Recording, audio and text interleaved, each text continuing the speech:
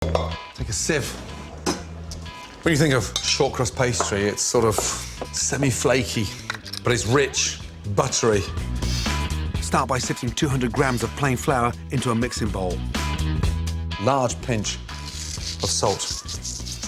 200 grams of unsalted butter. Bring the butter up to room temperature. If you let the butter become too soft, then the flour sort of doesn't absorb it. In with your fingers, rub together first. Now, the secret is, grab big handfuls and squeeze the butter into the flour. So look what's happened. Literally in 30 seconds, I've got that nice crumbly texture. Now, a couple of tablespoons of water. Nothing worse when the pastry's so wet, you can't bring it together. It needs to shape like a nice, rich cookie dough. It's just a touch too dry. So, one more tablespoon of water. And there you go, it's coming nicely. Now, that's what I want. A nice sort of firm ball of pastry. Onto the board, we're going to use these, one of the strongest parts of the body. Pull towards you and push back down. Use those wrists to really knead it together. So just that nice sort of smooth texture. Now, wrap it in cling film. Set that in the fridge for 20 minutes. Really important that you let the shortcrust pastry relax. Now to make the quiche. You can use just an ordinary flan dish, but I love making them in mini frying pans, which gives them an extra rustic charm. Brush with oil to stop the pastry from sticking. Once the pastry is at room temperature, roll it out to a nice even thickness. Place it in the center of your little pan. Turn it in. Don't use your fingers, because what we don't want is any holes in this. Just get a little bit of dough, because that sort of acts like a little sort of mallet. Flattens it out nicely. I'm building a sort of extra lip, because that way I can get the filling at its absolute maximum levels. We're going to cook them blind first. To blind bake simply means to pre-cook your pastry before adding the filling. This ensures you'll have a fantastic crisp pastry. Add a sheet of foil or baking paper and weigh it down. You can use rice, pulses, or ceramic baking stones.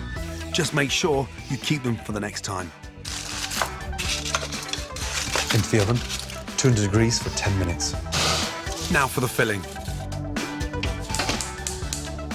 I'm going to do a classic quiche, bacon and leeks. This is an amazing cured pancetta. Pancetta is an Italian cured meat, made from belly pork seasoned with things like juniper, nutmeg, fennel. A great substitute is unsmoked bacon. As the pancetta gets lovely and crispy, finely slice leeks and add. Whoa, leeks and bacon, nice. Really important to cook those leeks down. That's exactly what I want. Those leeks are almost sort of caramelized, slightly crispy. The flavor's amazing. I just drain them off, so any excess fat gets drained. A couple of tablespoons of cream. It gives it this really nice richness. I want 2/3 garnish, i.e. bacon and leeks in my quiche, and 1/3 of the savoury custard. Touch of salt, touch of pepper. I'm gonna grate some Gruyere cheese. That makes a really nice sort of creamy, less of an eggy quiche.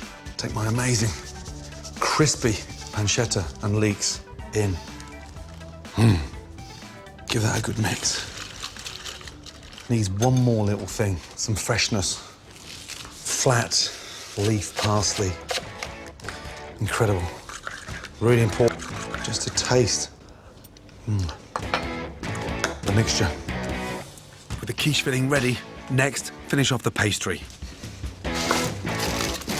Remove the foil and weights and return to the oven to get it lovely and golden all over.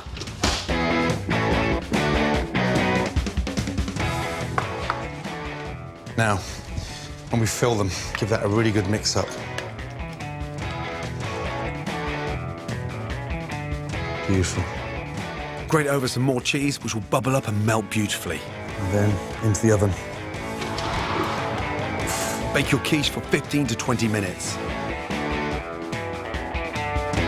Incredible. But it's got that nice sort of cheese on toast smell from the top. It's sort of baked. But the secret of any good quiche is in the short crust, because that's the hero.